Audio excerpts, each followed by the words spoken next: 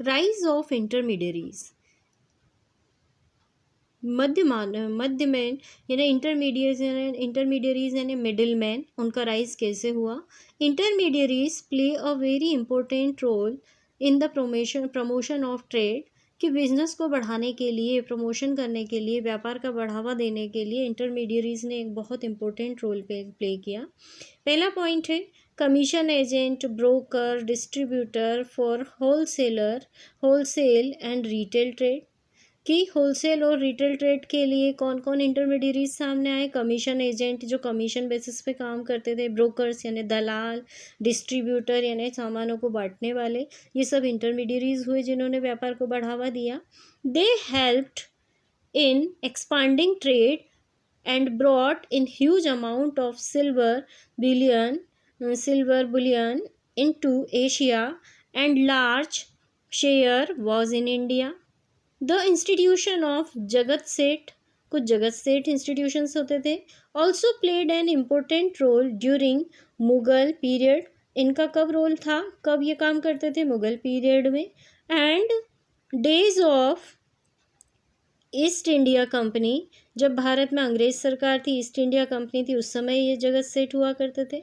Bankers began to act as executor और trustees, they can charged high rate of interest on foreign trade, ये पैसे भी उधार देते थे और इंटरेस्ट भी बहुत हाईली चार्ज करते थे। The emergence of credit transaction and availability of loans enhanced commercial activities, credit transaction हुआ करते थे, इस समय में उधार व्यापार शुरू हुआ। India enjoyed a favourable balance trade where export exceeded the import, कि फेवरेबल बैलेंस ऑफ ट्रेड, ये 12th का एक टॉपिक है, बैलेंस ऑफ ट्रेड, यानी अब आप एक्सपोर्ट करते हो तो कितना पैसा कमाते हो और इम्पोर्ट करते हो तो कितना पैसा खर्च करते हो, ये बिजनेस उस समय शुरू हुआ।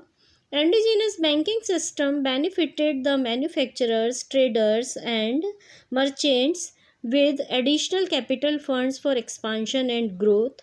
ये जो बैंकिंग सिस्टम था, इसमें मैन्युफैक्चरर, ट्रेडर, इन सबको बढ़ावा मिला, बिजनेस को डेवलपमेंट हुआ, एक्सपांशन हुआ।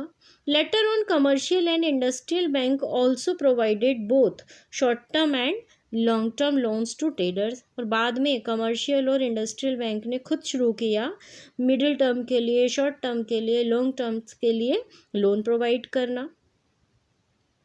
नेक्स्ट है transport.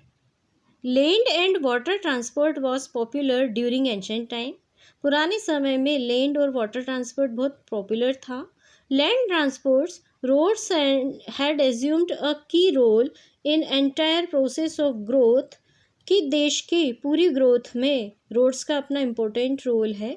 The northern roadways route had stretched from Bengal to Taxila, where there were also some trade routes in south spreading east and west. Trade routes were wide and suitable for speed and safety, कि land route बहुत अच्छा माना जाता था, speed के लिए भी काफ़ी वाइड भी होता था और बिजनेस इस रूट से आराम से हो जाता था। वाटरवे ट्रांसपोर्ट, मेरी time trade was another important way of global trade, कि जब हम अपने देश से दूसरे देशों में बिजनेस करना चाहते थे तो वाटर ट्रांसपोर्ट अच्छा सुटेबल था। Malabar coast on which Muziris is situated has long history of international trade, waterways से इंटरनेशनल ट्रेड काफ़ी हुआ करता था।